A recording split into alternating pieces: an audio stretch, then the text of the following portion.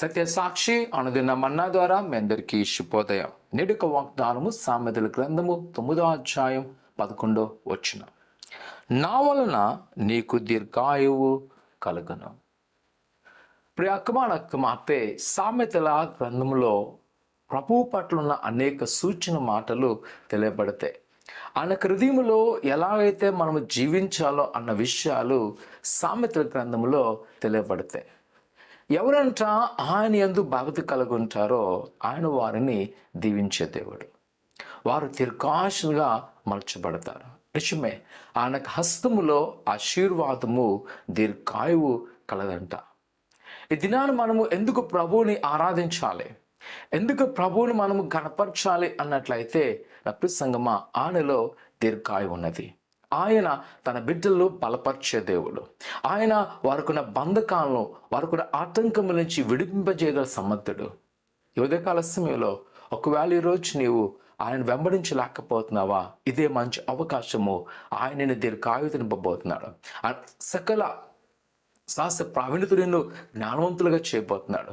ఆయనకున్న ప్రతి ఒక్క విడుదల దయచేసి నిన్ను దీవెనకరం మలచబోతున్నాడు. కావున ఆయనను వెంబడించండి. ఆయనను వెంబడిస్తూ ఆయన చెప్పిన మాటలను పాటించినట్లయితే ఎదుగో ప్రభు నిన్ను లేవనెత్తి వాడుకోబోతున్నాడు. ఈరోజు ఒకవేళ నువ్వు చాలా నిరుత్సాహంతో ఉన్నావేమో, నీ జీవితంలో అగాధంగా ఏర్పడి ఏమి జరుగుతుందో, ఎలాంటి పరిస్థితులు ఉన్నానని అనిపిస్తుందేమో. కనప్రియ సంగమా, దేవుని యొక్క వాక్యం చెప్తుంది, నా దగ్గర దీర్ఘాయువు కలుగును, నా దగ్గర ధన సంపదలు కలుగును.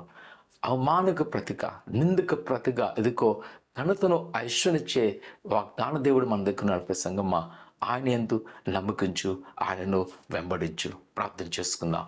పరిశుద్ధుడా, ఘనమైన దేవానికి ఉన్నారు. నిజమే దేవా, నువ్వు కనికర సంపన్నుడువు. ఆయన నిన్ను వెంబడించేవారును, ఆయన నీతో ఉండే వారికి నైనా దీర్ఘాయువు ఇచ్చే దేవుడువు. నీ సహాయం మాకు దయచేయండి. నీ కృపను చూపించండి. నీ వాత్సల్యంతో నడిపించండి. దేవా, నీ కృపా దీవులను మాకు దయచేస్తున్నాయినా. నువ్వు ఏదైతే మా పట్ల నీ చిత్తాన్ని కలుగునవో వాటిని నెరవేర్చబడుతున్నావు. దేవా, నీకున్నాను. నీ హస్తములో భద్రపరచండి, బలపరచండి. నీ కృపాక్షాములతో నింపి ఎదుగో ముఖ్యంగానైనా ఎవరైతే నీ ఎందుకు ఆనుకున్నారో వారిని యొక్క ఆశీర్వాదం దీర్ఘాయువుతో సకల సౌఖ్యముతో నింపి బలపరచమని నమ్ముతున్నాం తండ్రి. ఆమేన్. నమ్మకించండి. ప్రభుని పట్ల గొప్ప కార్యం చేయను గాక. ఆమేన్.